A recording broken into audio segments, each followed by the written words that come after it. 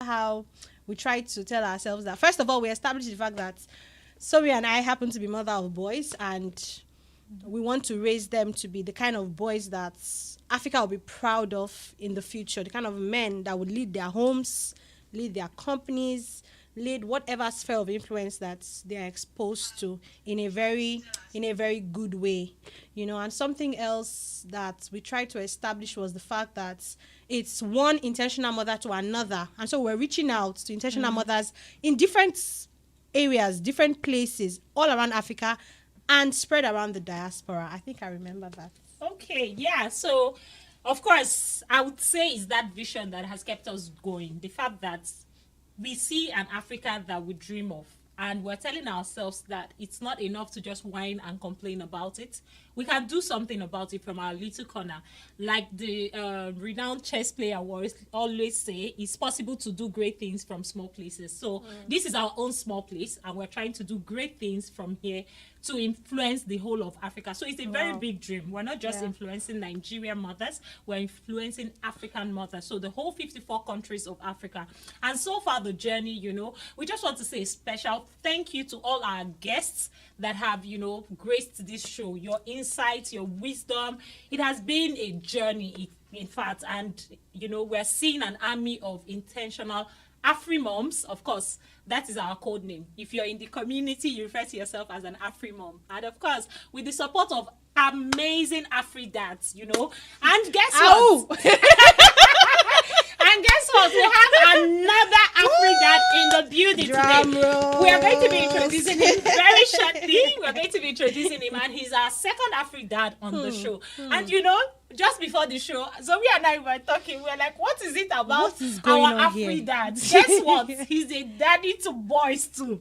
So no, we're not doing boys club nights. No. That's not the plan. That's not the idea. That was never the idea. So today we're going to explore a very intentional topic that tries to, way into the gender issue, create a gender balance and all those stuff. So far we've been doing a recap of our anniversary and the journey so far. So welcome again to another episode of the A.R.A.L show, where A.R.A.L means Afri-moms raising African leaders. I am still your host, Chiso Mukachuku, and I'm never alone. I have the eloquent, beautiful Zoe with me. Zoe Octavia Obaze. It's always a delight. Yeah. Yes. So, of course, like we said, this is our anniversary month, and we're on a campaign to hit 1,000 subscribers on YouTube. And whenever you see me like this, I am in between, being a preacher of peace and a preacher of, violence. So, yes, I'm threatening you right now. Why exactly have you not subscribed to our channel? Why exactly have you that is watching me now, why have you not subscribed? So please help us subscribe to our channel, like, share, comment, tell your friends about it. This is a revolution. This is a journey. It is not a destination. So it is something that will keep coming. And Zoe and I will look forward to when we retire from the A.R.A.L show and the next generation of African mothers are passing on the baton. So it's supposed to be a generational stuff, and we're inviting you to walk this journey with us. So don't forget to subscribe, to like, to share, invite your friends, let them come be a part of the community and get all the juicy details and the wonderful things we share here. We're going to be going on a very short break. Like I said, we have an amazing Afri-dad in the building. It's not every day we get to, because this show is like Afri-moms and all those stuff. So when we get an opportunity to have a man come sit on this seat as a guest, we usually appreciate it, because it's good to have a balanced, from a father's perspective, what does it feel like raising the next breed of African leaders. So we'll be right back. Don't go nowhere. Again, please subscribe. I'm coming in love now, in peace, no more violence. Please subscribe, and we'll be right back. Thank you. Happy anniversary!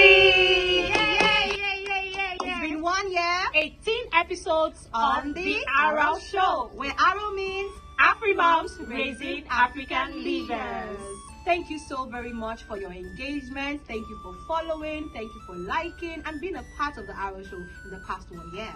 then you that is watching me right now, that have not subscribed to our channel and that is not following us across all social media platforms, why exactly haven't you done that? So please, I come in love, I come in peace. Do well to follow us across all social media platforms at the A.R.A.L Show and subscribe to our YouTube channel. We are on a campaign to hit 1,000 subscribers this anniversary period, this April. So please help us make this dream come true. Subscribe, like, share, comment, invite your family and friends to follow us. Thank you. We are also open for advert placement, and for all of you that want to be a partner, you can reach us on 080-3627-9552. I'll take it again, 080-3627-9552. Don't forget to tell the word Africa is coming.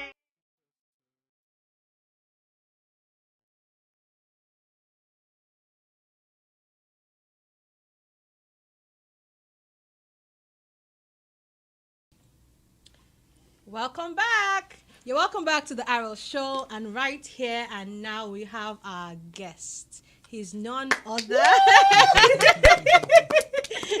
than the Afridad himself, and he goes by the name. Should I say drum rolls again? Drum rolls. So if I were to add all of the accolades and the titles to it, it will be rather long. So let me keep to the name. His name is he's an Afridad Chijioke Moses. He's a trained real estate entrepreneur and a certified premarital and newlyweds coach. All of these with a track record. He's an associate practitioner of family systems engineering and a member of the Institute of Family Education and Development Coaching Community. He's also a social media influencer with huge followership in the family life space. He is the lead coach at the Prime and Groom Consulting, a family life-based coaching and therapy organization. Pardon me. He has been featured as a guest on major television stations and radio stations across Nigeria and the globe. Chijioke Moses is passionate about recruiting and mentoring the next generation to be role models of love and light to their world. He lives in Lagos, Nigeria, and is married to Dumebi Chijioke Moses, and they both have 2 sons. Say that again. Say that again. He's married to what? He's married to Dumebi Chijioke Moses, and they both have 2 sons. Drum rolls. This is very... Courtesy of Chisom has infected us with okay, so if you're just joining us, if you've not watched previous episode, you might wonder what's the fuss about 2 sons. Well, collectively, the 3 of us like this, we have 8 sons. My God. So my God.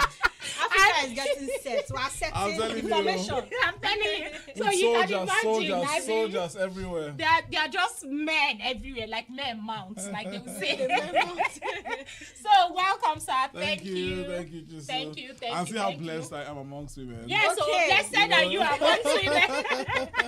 So maybe finally you break the jeans. Right. Since Zoe has refused to go again. Yeah.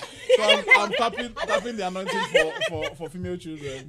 Okay. Okay, so it's really an exciting show. Thank you, sir, once again for honoring our invitation. Thank you for having me. Yes. Thank you for having me. So today we're going to be talking about an interesting topic. So we captioned it, Boys Cry Too, Girls Hurt Too. Are we actually listening? As parents, as guardians, are we listening? And of course, the inspiration for today's topic was gotten from the Netflix series titled Adolescence. So if you've not watched it, you might want to catch up after this show. But we're going to pick on some themes that were prevalent in that series and touch on it, because for me personally, when I watched that Adolescence, it was a wake-up call. That right under your nose, a lot could be happening if you're not very careful, if you're not very intentional.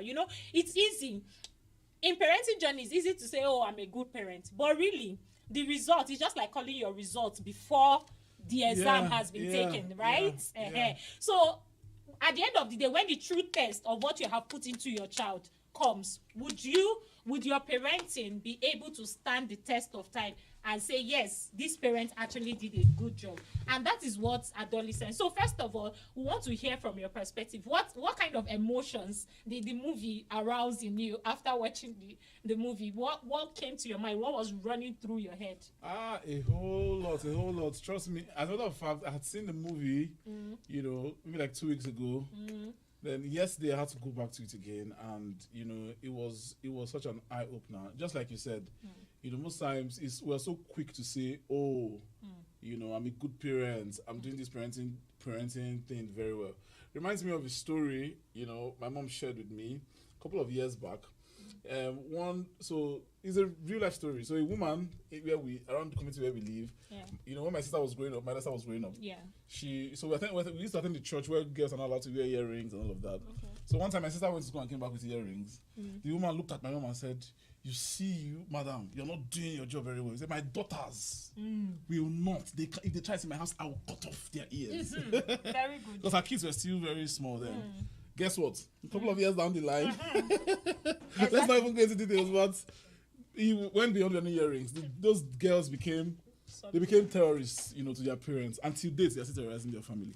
You know, so I'm just saying that we should not be too quick to say that we're doing a very good job as parents, you know, until the results, you know. So, and that was what I learned from them, because I remember in that movie, you know, the last episode, the father and the mom when they were having that time, they were just going over the whole thing, and they were like, how you know, did they were we make asking, her? The question that stood out was, we made him. So the dad was saying, you know, the mom was saying, we made him. The dad was saying, you know, it was just, they were just going back and forth about it, trying to defend himself, but at the end of the day, the fact is, they both made that boy into what, you know, he turned out to be eventually. Because you look through the movie, you see all the signs, you know, everything that led to how Jamie ended up becoming who he was, right? So so that's just it for me. It was a wake-up call for me to be intentional about my children and to make sure that they turn out. The Bible says, I like the scripture I love so much, you know, Solomon, he says, train up a child in the way he should go, and when he's old, he will not depart from it.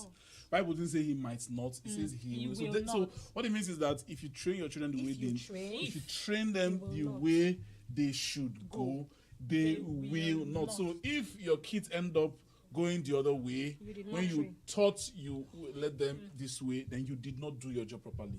You know, so it was a wake-up call for me and a reminder of that scripture, you know, again. Wow. So for me, this kind of drove home, as it's kind of personal, because my mom used to be, I'm sure I've shared it a few times on this show, this very street African mother. My mom had, you know, all those weapons of beating. Correction. My mom had every one of them in her arsenal and everything. And, you know, and when I was about to leave home for university, my mom was still trying to hold on to the reins and everything, you know, trying to still have so much control on a lot and everything. And one of my uncles called her and said, "Auntie, you've trained this girl now, right? You feel you've done a good job. Now is the test. Let go of the reins. Let's now see the impact of the training you've had on her." Do you understand? Because it's not enough to say why your child is under your roof. What's your child doing when he or she is not under your roof? That's when the real test comes. If you have really done so, that's just like what you said. He train up a child in the way he should go, and he would not train up a child in the way you think he should go. He should go, exactly. Do you understand? Exactly. He should go. So sometimes you think you're doing the right thing. That's why knowledge is very important. Knowledge is actually very important in parenting, because it's easy to just miss the mark and think you're actually doing the right thing, not knowing that you're condemning your child. And in the face of the next, because that boy was only 13, and he 13, it was just a 13 I'm year old. telling you, and he was already on trial for murder. Manifesting already at that Do you age. understand? So that brings me to the first question. So let's even start from, you know, it's usually from the end to from the beginning to the end. But right now, let's take it from the end to the beginning. The last scene where you said they were going back and forth, and the mother kept saying, the mother was owning up to the responsibility that we failed the child. Do you understand? She owned up to it, that we made this child. Then the father on the other end, because of him, and the movie it just seems like 1 hour will not be enough to unpack everything in the movie, because so many life lessons, there are just so many things. Because lessons, for the father, you know, his issue was that he had a history of violence with his own father. Yes. That is the Jamie's Yes, grandfather. yes. And you know, there's usually this tendency, I don't want to be like my father. But if you're not careful, you either end up worse than him or veer off towards the other extreme. Yeah. Which I feel that was what happened with Jamie's father. Yeah. So, but then again, when the girl came up, after they had their banter, the girl came up, he now asked the mother, how did we make her? Because if you're saying we made this 13-year-old who is on trial for murder, but we also made this young girl who has been prime and proper and everything. So how did we make her and still made this person? So that brings me to my first question for you. Is it possible for parents, the same parenting method, the same upbringing for two different children and they turn out differently? Yeah, of course. You know, let's go back to that scripture. It says, train up your child in the way he should go. So there's a way every child should go, right? You don't. That's why when it comes to parenting, the rules are the same, but the application is different. So when you're applying the rules of parenting, you don't apply it. You know, it's not a flat thing across all the kids. You know, so I have two boys, for example. I'm going to have to discover each of them. So there's so many things involved in training your children. For example, kids come out differently. They come out with different kind of personalities, different kind of temperaments, different kind of. Do you understand? So when training them, you should specialize that training based on. So for example, if you look at Jamie was more of the quiet, reserved type. Then his sister, was this kind of vocal. Do you get what I'm saying? Expressive, and of course, two different genders too. Training boys, the way you train boys, not the way you train girls. You don't train them in the same way. You train them differently. They are different, the same rules but different applications. So the issue is, it is possible to train children. Do all the things, make all the investments, everything, and of course, do all the things you know how to do, and yet they all turn out differently. When you do not apply the rules differently, the rules that are tailor-made, for each of them. You don't apply it the way it is supposed to be applied. Now, another thing that actually influences the growth, the outcome of children, because beyond just parenting, beyond the things you do for your kids, you do as a parent, there are other things that influence how children, the outcome of kids. So, for example, their environment, where they grow up. Do you understand? So where they grow up, school environments, where they live and all of that. Do you understand? So all of those things have some kind of influence on how kids turn out. The number 3 is their significant emotional experiences. So the things they go through. So for example, see what Jimmy was going through. Yeah. Right, in school, bullying, all manner of things, all manner of the guy was going through a whole lot amongst his peers in school, and that thing actually influenced how Jamie turned out. So beyond just parenting, there's environment and there's emotional experiences. Okay, so that's why as a parent you must learn to look beyond. So it's not about what you're doing in the house. It's also about what. So that's why you must also be open to know, what is happening to your kids, in school, and then you must be conscious of the environment where you're raising your kids as well. You're raising kids in Ajegunle, you're raising the same parenting rules, same everything. One is in Ajegunle, the other one is in VI. They're going to turn out differently, most likely, especially if those two environments, impart on those children. So I'm not saying you should go and steal, to go and to carry your kids somewhere. Do you get what I'm saying? But just make sure you are in control. So you can create an environment for your kids within an environment as well. There's a way you can create a safe haven for them. Yeah. Even when you're in a place where there's a lot of violence, where all manner of things, you can still create a safe haven for your children and make sure that whatever it is that they are exposed to in that environment does not have a direct impact and influence on them and on the outcome of their lives. So yeah. So Zoe, you have been soaking in the Rema. I can see your expression. So let me drag you out of the Rema. Out of my reflections. Yeah. So for me, like what he said, you have sons too. So I'm guessing you might relate. So just like he said that parenting genders are different. The way you parent a boy is not necessarily, like I will keep saying, I'm not a fan of equality. I'm a fan of equity. So you can never really say, I want to raise boys because I want to give them equal, because already their biological structure is different. So many other different things and all those stuffs. So the question now is, why do boys naturally suck up. Okay, let me paint a picture. You know, recently there was a trending wedding, and somehow Enyolua, who happens to be the bride's best friend, was crying and that he's going to miss his. And a lot of people were like, how will a man be crying? He's been effeminate, he's been this, it's not manly for a man to cry and all those stuff. So my question now is, where do you create the balance between a child, a male child, being able to freely express his emotion and bottling it up? Because, you know, especially, I don't know if it's an African thing, I don't know if it's also the Western culture also does that, but there's this tendency where you see a male child crying, tell you, suck it up, you're a man, men don't cry, that kind of a thing. So do you think, I don't know, so I want to hear, you're also raising voice, so I want to know what the experience is like for you. Okay, so like thank you so much.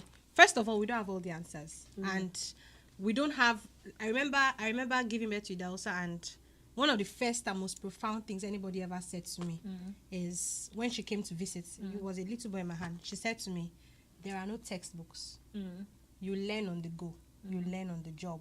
It was very encouraging because yes, I was happy I was holding on to a child and now his son, but I was equally afraid. Like, how am I sure I know all that I'm to do? But I realized that it's been a few years down the line and I'm learning on the job. So I know that for one, I try to tell them that it's okay to cry. Why is it okay to cry? You are human. Why is it okay to cry? So that you can empathize with somebody else. If you don't know pain, you won't be able to feel when someone else is in pain. And I want them to be able to feel other people's pains. I want them to be able to know when mommy cries that it's even me. Sometimes they say, "Mommy, you're crying." I say, "Yes, this thing happened and I'm not happy about it. I'm going to, when I'm done," I tell them one particular day, they really saw me crying and they were just staring, and I said, right now, I just want to cry. Then when I'm done, I'm going to look up to God to give me strength. Then I'll get up again and I'll continue. So it's like letting them know that sometimes you are out of steam. Sometimes you can't see beyond your nose. And it's okay. It's human. Acknowledge that. Then for me, I am a proud African, but I'm equally a Christian. I then look up to God. And then I start off again. So that's the part I know. I mean, as I go on, I might learn better and know better how to position them. But as sons that I'm raising, that's what I want them to know. Mommy can cry. She's a woman. You are going to meet girls who cry.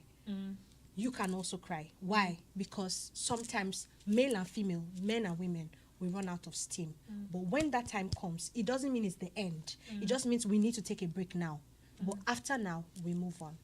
That's as much as I know. Like they say, "Nah, yeah, I know I reach." Okay, so now, but let me even say something about this crying thing. Personally, you see that, let me make reference to the wedding in Yolua.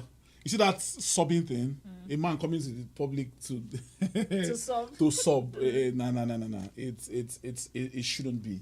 Okay. You know, it shouldn't be, because the truth is, men are leaders, by nature. Right? Yeah, you're born to lead a family. Eventually, you're going to lead a family. You're going to lead people, and you know, by you know, beyond just even your emotions and you know all of that, by way of responsibility. Societal responsibility. You are a leader, and I believe that there's a difference. I'm not saying men should not cry. There's a difference between sobbing and crying. You know. A man can cry, you can shed tears in public and all of that, but imagine somebody who is, you know, who is a father, you come in public and then something happens to you and then you're shedding tears as if just crying and everything's coming out from your nose and all of that. You know, what you're saying to the people who are following you is that, or who are going to follow you in the future, is that you don't have this thing together. Do you get what I'm saying? You don't have it put together. So, you know, crying, sobbing is a display of, you know what? I'm done. Like, this thing is, I don't have it figured out. I don't have it put together. I don't have it together anymore. I'm confused. And you know, when you're a leader and you do that, you have just, you know, the people who are following you, what happens to them is that they lose trust in you. They you know, their trust in you just, you know, it just shattered. Their hope in you just shattered. And you just told them that, you know, they can all run off and just find a way to, you know, sort out themselves. That's what you have told them by default. So I am not for men not crying. Men should cry. I cry, but when I want to cry, I have a wife. You cry well. I go into my house. sounds like My wife is there. I get on her shoulders and I cry and I really cry, and she wipes it off. Do you understand? Because she knows me personally. She knows that, okay, this whole thing is just, I'm doing this whole thing because of what I'm currently going through. I'm going to snap out of it, but not in public. So I'm just trying to say that thing that guy did. No. I'm not in support of it. Okay. And even nobody should even do that. Even if you're ladies. Is the emphasis on public? You get in public, come before in front of the camera, and then everybody is just seeing all the tears from your eyes, and you're crying as if you lost somebody. Come on now. But then I am, like I said, I'm for. Boys crying. Boys should cry. Do you understand? Because we're emotional beings now, for God's sake. And part of, the ways that we express emotions is when we let out tears. So when you go through stuff, and if you go back to that movie, Jimmy, that's one of the things that happened to him. So you see him, he's just bottling up one man out, and then when he wants to react, you just see him busting out. And then sometimes, I remember when that psychologist came to see him, he almost hit her. In that room, because of how do you get what I'm saying? So and if you look at his life, Jimmy's life, the precedents, you realize that he learns that behavior from his dad. Because he was talking about how he went for several sporting events with his father. So because of that, he didn't even like sports. Then his father tried to get him to fall in love with one or to get involved in one of those sporting activities, and he went. And then each time he loses, instead of the father coming to maybe give him a hug and telling him, my boy, you did well, don't worry, you're gonna go back and come back and do better next time. The father just throws away his face, and so he just shows how disappointed the man. And so and then if you watch that movie, if you recollect, he was trying to make excuses for his dad. Yes.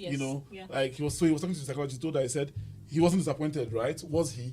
The lady didn't say anything. He was like, tell me that he was not disappointed. He was trying to get her to affirm that his father was not disappointed with his performance at that sport. Do you get what I'm saying? Yeah. So that tells you how he felt, about the whole thing. But he didn't want to accept that, that feeling. And so he kept bottling it up. And all of those things are the things that culminated into making him a very toxic and a very violent child. And that's why he turned out the way he turned out. So it is okay for boys to cry, so that they don't. But when they don't, somehow they'll find a way to express that emotion. Yeah. So if they don't do it through tears, they do it through anger, they do it through violence. Some of them will come back home, break things, just all manner of things, and even go as far as even murdering, somebody else, just as a way of expressing an emotion. So please, mothers, fathers, allow your boys cry. It's very important. Okay, so you've almost answered the next question, which is about toxic masculinity, because in recent times, it's as if I don't know if it's social media that amplifies it. Maybe it has always been like that. But there's been a spike in toxic masculinity. You see them as in, there's this, will I call it the urge or something, to express their masculinity. And most of them, it seems the only way to do that is at the expense of the women in their lives. So there's been a spike in men killing their wives. In fact, there's a recent one, a popular lady, and then hatred. Because even for Jamie, that was one of the results of whatever he was going through. He developed a hatred for women. But this kind of, I need you, but I hate you. That was what was actually wrong with Jamie. He knows he needs women, but there's this deep-seated hatred for women. So that's why I want to understand, at what point do you draw the line? Because if you're saying that boys, they are being leaders, I like what you said about your wife and everything, but what if he's a single guy that probably, so how do you create a safe space where your son is able to come and let out that steam when they come? Because obviously from what Jamie's experience, I don't think he had anything like that. And I think his friends were also as clueless as he was. Because if they weren't, they should be able to, help. But which also comes to the point you said about environment. Their school environment was one of the biggest player in what happened. Like when they showed the school scene, I was like, how do you as a same parent, I've said it here on A.R.A.L show before, how I had to pull out my children after 2 terms in a school, simply because of the kind of music they play at their parties. The school is just like 2 buildings away from mine. They were doing children's party. I heard them playing song. I too like woman. Children's party. I said, no. This is not. That's the kind of thing we do you understand? I'm like, who does that? And guess what? Immediately that song came up. I heard a number of All children of voices them shouting singing that song. it And so voicing- imagine that kind of a voicing thing. it. I'm intentionally raising my boys. Then they come and they look like the odd ones. When they're actually the same ones. Do you understand? Because Yeah. the other ones are louder. Because I said, if you hear the voices of the children that were echoing the song, immediately it came. Little children echoing I too like woman. I'm like, what is going on here? I can imagine. Do you understand? I had to pull after 2 terms with the school fees, the uniform. In fact, I had to just look for a parent that attend the school, dash them the So uniform go and continue everything. with But I had the to look for items. another school for them because that was how intentional. So in my head, I was like, how do you send a child? It's just like you've done your part, then you go to they go to school is doing their own part. It's a battle of Undoing your part in the process. undoing whatever it is you're doing. So he has also talked about environment, which was one of the determining factor in how Jamie turned out, because their school environment was so toxic. As in, it was so toxic. I listened to one of the voices of the teachers using a Yeah, swear using word. a swear word. That's Swear word, yes. Yeah. and this I is remember a teacher that is scene. supposed to be in I charge. remember that scene very well. And even the students using swear Using words. swear It was words. just so the school was just a loose environment, you know. As in, it very was loose like environment. in short, it felt Kids like a walking barrack. away on teachers, all of that. It was Crazy. it was so crazy. Like I was like, what is happening? So at what point do you draw that line? That okay, so this is where we draw the line. Yes, be masculine, but don't step out of line that it now becomes toxicity to the people you're supposed to protect. Because for me, I don't understand how a man who should be the number one protector of his wife now becomes the one maiming her, hurting her. There's something wrong somewhere. It shouldn't be. So what do you have to say about it? Because it's like it's on the increase. We keep hearing it. This happened, that happened. Then, of course, when we're done with this, we'll now visit the other side. Because Okay. So the thing is, I think these things should be modeled, right? Because the best way to raise kids is to model whatever values you want them to imbibe, whatever virtues, whatever character, habits. Just model it. You know, it's not about what you see most times with children. It's about what they see you do. So you want your kids to be vulnerable. You know, you model vulnerability to them as a man. You know, yeah. Don't come into the house every day as a man of the house, and every day you are. Like I said, I don't like it when you go out to the public and you're doing it. But when you come back home, like when I come back home, I'm no longer. I'm just, you know, I'm just me, right? When I'm not happy, I let them everybody know. When I'm happy, they know. When I feel like crying, I don't cry before my kids anyway. I do it. I've cried before my wife. I've done it on several occasions. You get what I'm saying? And then my boys are still very young, so they might not be able to understand some of these things. But as they grow up, I'm going to let them know that, you know, boys, it is not a problem. Okay, crying is not a problem. You know, come out to when you are going through hurts, when things are, you know, because the challenge with these emotions is when you don't know how to handle them. When you don't know how to, you know, what to do with them when they. So, and the problem with that again is that most parents don't give their children the opportunity to be able to communicate their emotions to them. So you must create a safe space in your house. Beyond just modeling it, you must create a safe space in your house by telling them, making them see, being vocal about it.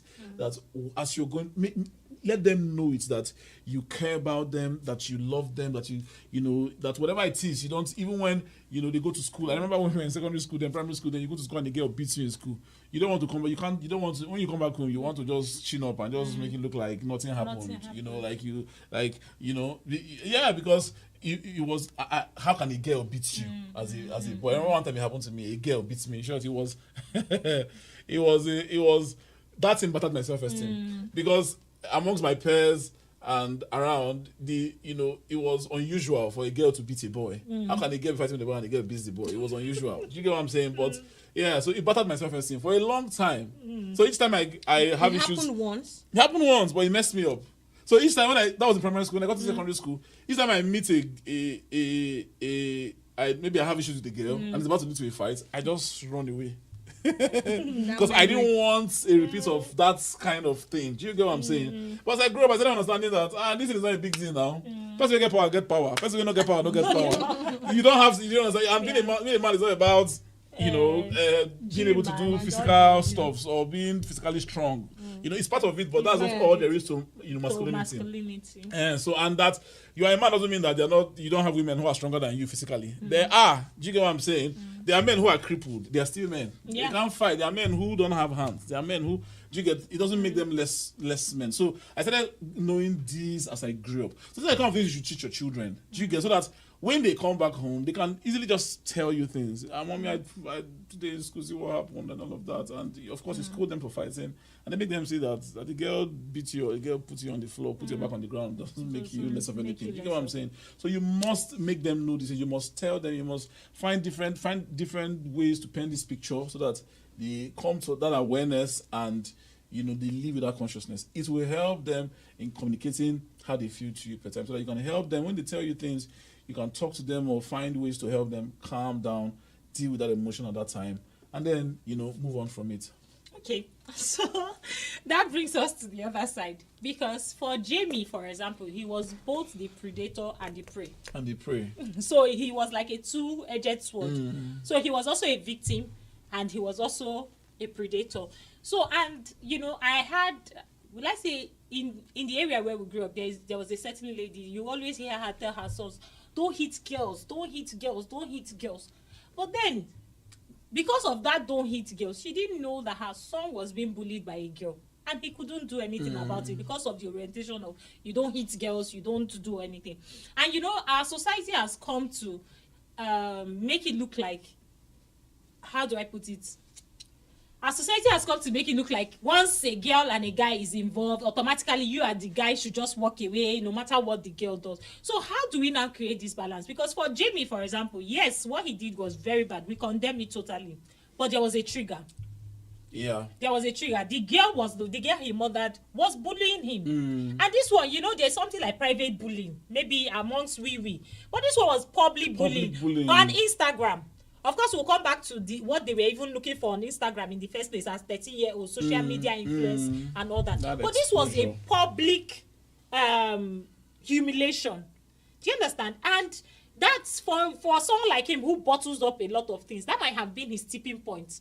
Like, you have done it probably when we are just talking, and now you have taken it to a larger scale and all those things. So how do we get girls? We've also had cases where girls weaponize rape, for example. They tell you someone raped them when they didn't, because they know that there's always a lot of empathy towards rape victims and all those stuff. So you see the guy paying for a crime that he didn't commit simply because a girl said he raped her, and that becomes, of course, because the girl said it, then it automatically is. So how do we now create this gender where because the thing is that we don't see how the ripple effect. Again, like I keep saying, I'm all for equity. You can't be a boy. You can't be a boy and a girl at the same time. You're either one of the two. You can't have both words.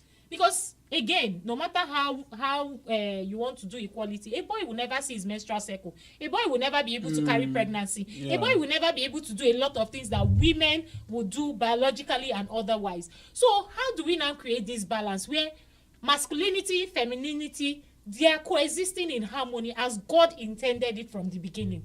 No one is toxic, because as there are toxic masculinity, there's toxic femininity. Yeah. So how do we create this balance so that we don't raise children who are to one extreme or, everybody to the other extreme, where there is a harmony? Because everybody needs everybody. The boys need the girls need the boys, except we'll just become human beings. We become what do they call them? Is it something species? Endangered species. Because how do you now continue humanity if there's no harmony between the both genders and all those stuff? So what do you have to say about that?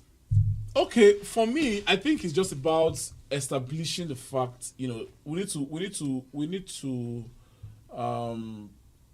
to make, people, humans, understand that nobody is better than another person. Nobody, being a man doesn't make you superior to a woman, or being a woman, because in some societies, women are superior.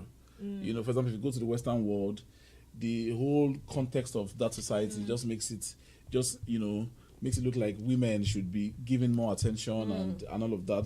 Then you come at the sense of men. When you come to Africa, the reverse is, even though that is gradually, changing because of how. Yeah. So the point I'm trying to make is we must create a consciousness with our kids everywhere that nobody is better than the other person because of gender. Gender is not a factor when it comes to human beings and which person is better than the other person. You shouldn't bring it as a factor, because nobody chose to be a boy, nobody chose to be a girl. I just came and I found out I was a boy. You guys came in and found out you were girls, and as well, we're living our lives that way. It doesn't make me superior to you, it doesn't make you superior to me, it doesn't make me less, it doesn't make you less. So we're just two equal people living our lives and all of that. And then another thing with that is parents coming to, so let's go back to this whole bullying thing, for example. Coming to understand that because one of the things that happened in that movie is, if you look, you realize that it was a shocker for that officer, that man who was that investigator, to find out that that boy was being bullied. When his son came to tell him all the things happened and then told him the meaning of all the symbols. The man was like, wow. The man was shocked. So this is happening. So this girl was actually the one who led this boy to this point where he had to murder her. So we must in our dealings with children, especially kids, we must understand that anything can happen. It doesn't have to, because we live in a world where boys. So you come to school, for example, and a boy and a girl fights. They will beat the boy specially, beat him specially. Why will you? It's because you are a boy. Why will you beat her? Why will you slap her? Why will you? Even though it might have been the girl who triggered. Do you get what I'm saying? So let's also create that sense of equity in our school environment, even in our homes too. So you drill into a matter. When something happens, you find out how did this happen? What exactly happened?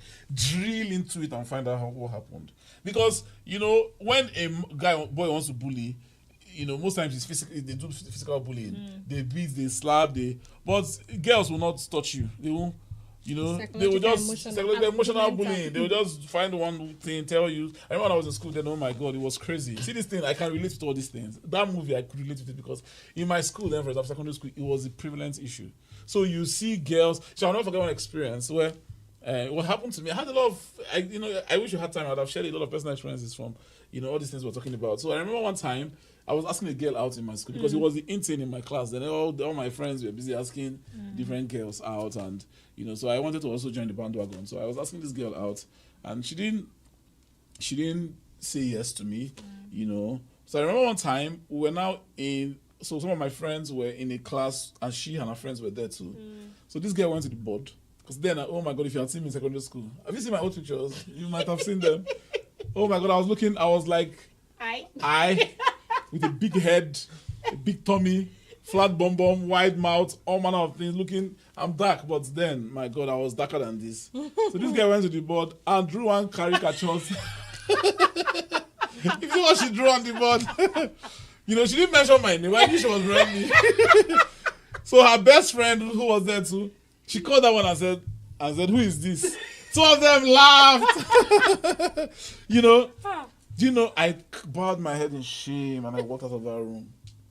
And that image didn't leave me for a long time. So in short, I became scared of even, of asking the opposite sex out because of that for a long while.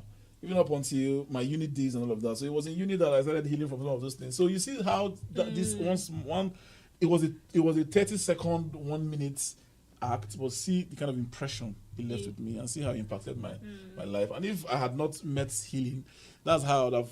So today you see me manifesting something, you won't know it's one small thing that happened. So that's the thing. So those ones are more traumatic, and that's why we must pay attention. Don't be gender biased when dealing with issues when it comes to children. Don't. So if you're a teacher, you're a caregiver, you run the school, whatever, you must know this. That era of being biased, gender biased when you're dealing with issues, because so you're saying things like a boy should not hit a girl, and all of that. You can just I'm not encouraging that, but I'm just saying, don't encourage anybody to hit anybody. Don't make it a boy or a girl thing. Nobody should be encouraged to hit anybody. So tell your kids at home, your kids in school, nobody should hit anybody. Kids should not hit kids. Whether you are a boy kid or you're a girl kid, don't hit. Because saying boys should not hit girls is, in a way, trying to But it's okay you know, for empower girls. You hit understand boys. that you can hit and it won't be as serious as a boy hitting you. No, that doesn't make sense. So my point is, let's not bring gender into these things. Let's just deal with things the way they should be dealt with.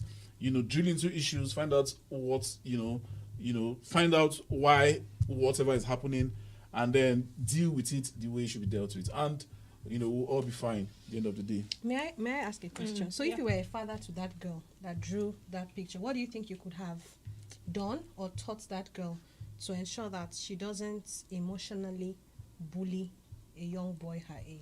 Is to teach her to respect people, because truth is that we teach kids so many things, but we don't teach them how to respect one another.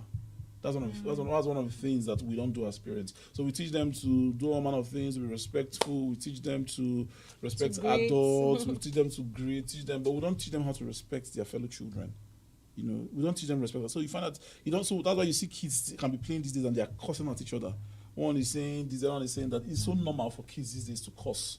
Especially when they are with their peers. But when they are with you, you see auntie, they greet you, auntie, good morning, and they won't insult you. So we teach them to respect elders, but don't teach them to respect one another. No, you can start teaching your kids respect. So, for example, what I do with my kids a lot of times is, at that age, Yes. my little boy, so they just came back from holidays at my sister's place. Okay. And my sister was like, we were talking on the phone, she was like, your first son is so courteous.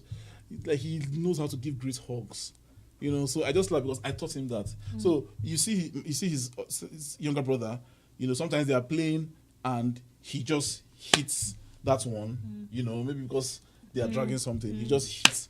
So whenever I'm there and that happens, I'll tell Dara, oh yeah, go and say sorry to him. Tell him, oh yeah, give him a hug.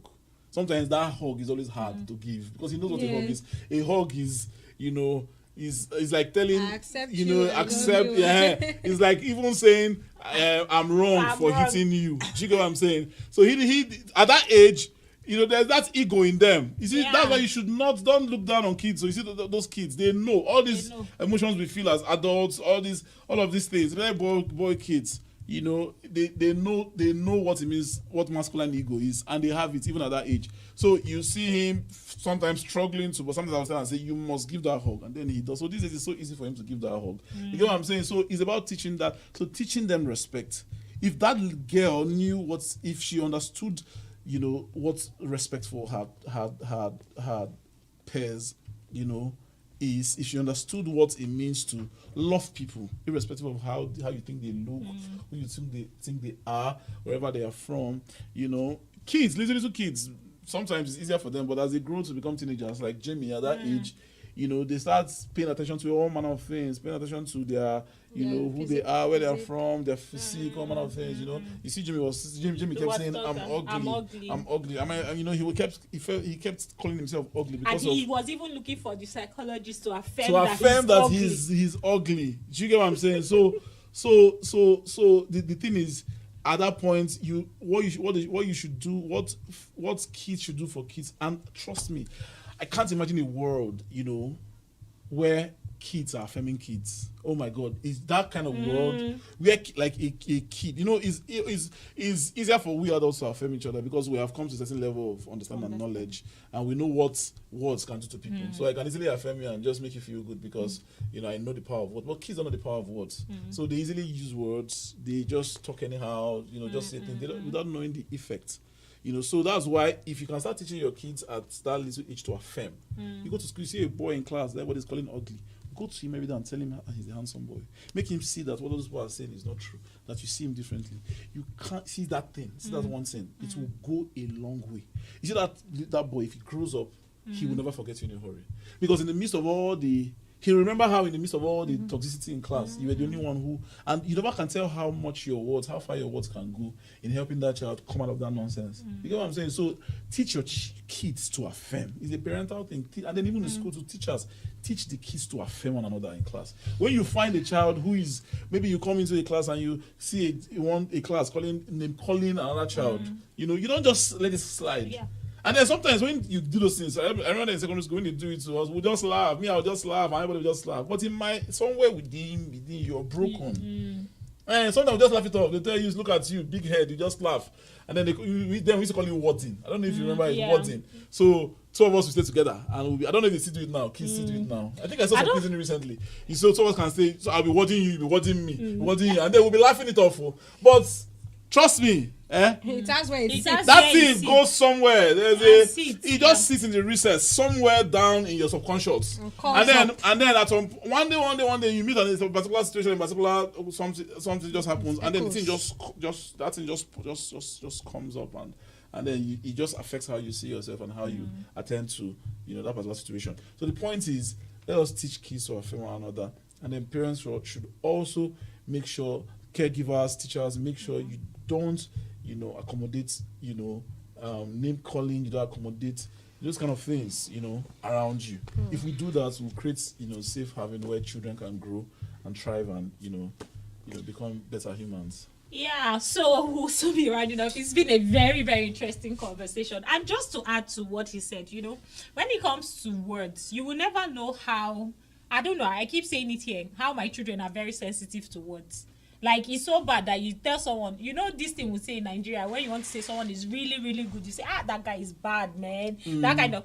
If my children, mommy, you called someone bad. I'll be like, no, not bad in a bad way. Not bad in that sense. But I had to start adjusting that vocabulary because my children are very sensitive to words, as in it was something we consciously did to them, so they are very careful. So even me, when I do say some things, maybe just unknowingly, they will say, Mom, so it's not a form of accountability, because over time we have been emphasizing it. And I remember, was it on the second episode of the A.R.A.L show, where I shared about a teacher.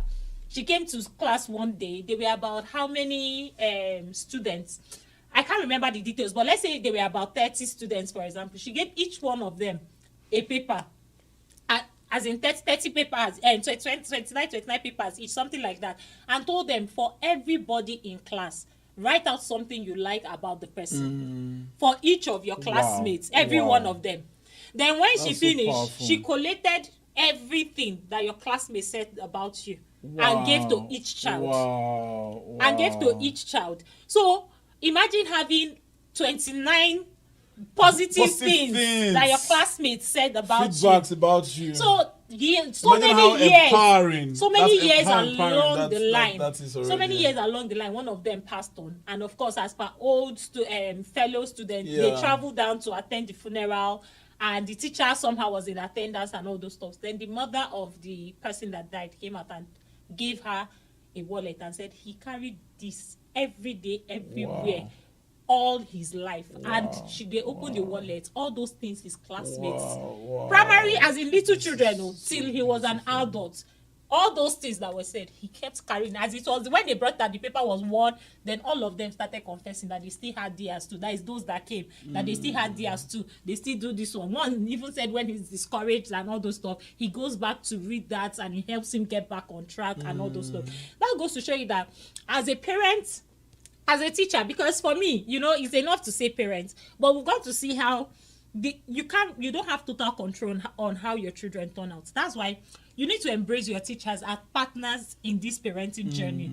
So, because you can do something and the teacher is doing something else. So, see how one teacher's action impacted those children. And imagine knowing that, this person taught this, because it's easy. It's just like a war room, for example, when Elizabeth was complaining about her husband and the older woman turned, it seems all your thoughts about your husband is entirely negative. And she said, I could write a book about that. That was what she said about the negative thing. Then one day, she now sat down to start writing about and she was thinking for so long. Because when you dwell on the negative, it's hard to remember. So it was easy to reel out, he's this, he's that, he's that. But when it comes to human nature, it's human nature to always focus on the negative. That's why you have to be intentional about. And that's what that teacher was intentional, because trust me, it was, for kids, that exercise could actually be a very hard exercise. Yes. Getting children to sit down and think, so what's even good about this person self? This stubborn person in class, this one that is always doing that. Yeah. Yes. So what you have done is to get them to think through it, think out of the box, think out of, all the many, encounters, and then just find something good about that person that everybody has called dumb, called stubborn, called dirty, called smelling in class. Do you get what I'm saying? Just find one thing and write. And, very good exercise. And if we can learn to do this, all of us, let's even leave kids and talk about adults. Cannot learn to do this for ourselves. The world will be a beautiful place where everybody is, where you are focused on the positive. You look out for the positive. You're not just, because truth is that no matter how bad somebody is, there's always something good about that person. So, and most times what you choose to focus on is what amplifies and is what, just be cloud to your judgment of somebody. So we all should learn to, as in dealing with people, look out for, if it's just one good thing, get that good thing, hold on to it, let it be the only thing, hold on, amplify it, and let it cover up every other negative thing about that person. And then, if all of us can learn to do that, the world will be a better place, Wow. And so it's been an interesting conversation, and trust me, we didn't cover a whole lot of things, but we're out of time right now, so we're rounding off. So as we round off, that's your final words on this show. We want you, so let me call it a parent toolbox. So going forward, we've identified the issues. We have, of course, in the line we have preferred solution. So just how will I put it? A collective, as in just arrange your thoughts in one takeaway for whoever is watching right now, either as a parent, as a teacher, as someone that has a place of position, a place of authority over a child. What would you advise that parent so that we are able to raise wholesome children? Remember, the vision of this show is to raise African leaders for the future. And all these things, like one of our guests said during one of the episodes, that you can trace it back to the home. It always begins from the home. So what is that one thing? Just a wrap-up of all your thoughts on the show so far. Okay, so for me, a quick toolbox for parenting is this. Number one is model. Okay, model. Whatever you want your kids to turn out to be, model it. Then number two, learn to pay attention. Observe your children. We're talking about boy children, so let me even focus on, put the searchlight on that a little bit. When you have kids, boy kids, most times they will not come to tell you things like your female kids, your girl kids. Your girl kids will come and tell you, but boy kids most times, always keep things to themselves. They will most times not want to talk, say things the way they are. So you must learn to be observant. You must learn to pay attention. Look at them, look at changes, start seeing changes in their behaviors. For example, you have a child who used to love, a lot of recreation, comes back home, loves to play games, but then he now comes back home and he's no longer interested in playing games. He always wants to eat, always wants to sleep. There's something happening, So drill into that thing, find out what's happening with that child, look into it, okay? Then beyond that, also learn to talk with your children, learn to talk. Learn to have heart-to-heart talks to children. Get into their lives, get into their heads. And the truth is, the challenge most of us have as parents is that we try to raise our kids, in this age, the way our parents raised us. But the truth is that the rules of parenting have changed. The rules have changed. The way our parents did with us is not the way we should do with our children in this 21st century, because of course, the advent of the internet and many other things. So you must equip yourself. That's the next thing I want to say. Equip yourself for parenting. Take parenting courses. Learn from people who have done this thing over the years. Go through mentorship. Yes, parents should mentor their children, but parents should also be mentored on how to mentor their children. So go for courses. Read books on parenting. Just find a way to equip yourself, find a way to empower yourself so that you can give the best to the kids. And even beyond parents, caregivers as well. You're a teacher in school.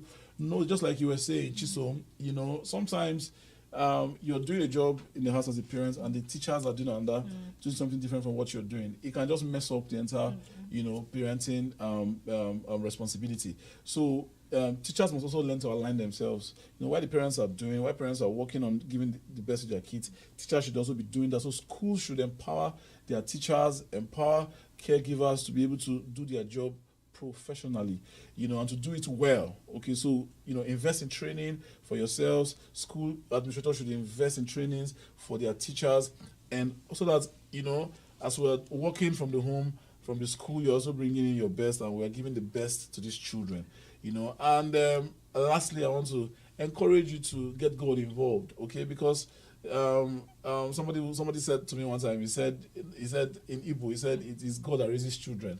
I laughed, I didn't entirely agree with that, but that's not entirely also wrong, okay? God is not, you don't carry the entire job of parenting and leave to God, but we don't exclude him from the job of parenting. We get him involved as well. We partner with him. So learn to partner with God, learn to, because there's some things that, somebody was telling me recently, he said, my mom, each time I want to get involved in a vice, each time I plan to do something bad, my mom just picks it in the spirit somehow, and she calls me on phone, to talk to me about it. And, because of that, he has a lot of things. There was a time he was supposed to get involved in cultism. It was that thing that stopped him from going for that initiation, and all manner of things. So we can also parent our children, by leveraging, divine help. Okay, leveraging divine help and getting divine direction, divine inspiration on how to go about it. And as you do this, I'm trusting that we'll end up, raising the next generation of giants, giants for Africa, both boys and girls, people who will lead Africa and bring Africa out of, where she used to be as a continent. Thank you. Yeah, thank you. So over to you, Zoe. Thank you very much. Okay, if I were to say 2 words I've learned today, or I have been reminded, and I've also made a resolve that I should teach my children to respect, love, and appreciate each other. Yes, that's 1. Then 2, I'm also reminded that I should pay attention. So don't assume you are paying attention until you tell yourself to pay attention again. You know how you hear something and then you say, tell them. So don't be quick to say, tell them. Ask yourself, am I really paying attention? And then repay the attention. You just might realize that you needed it. Okay, so it's been an interesting episode. Once again, we had Chijioke Moses, and of course, it's not fluff. We don't bring anyhow people on this show, right? So I want to believe that you've gotten a lot of value from this episode. So do well to share, drop a comment. Let's hear from you. Have you watched the movie Adolescence? Would you want to watch it? And when you do, or if you have, please leave your thoughts. We want to hear from you. And until we come your way again, tell the word, Africa is coming. Bye. Bye. How many? We did 1 hour on the boat, right? The time is now. Lift your voices, take action, make your mark. Intentionally raise the leaders of tomorrow. This is the A.R.A.L.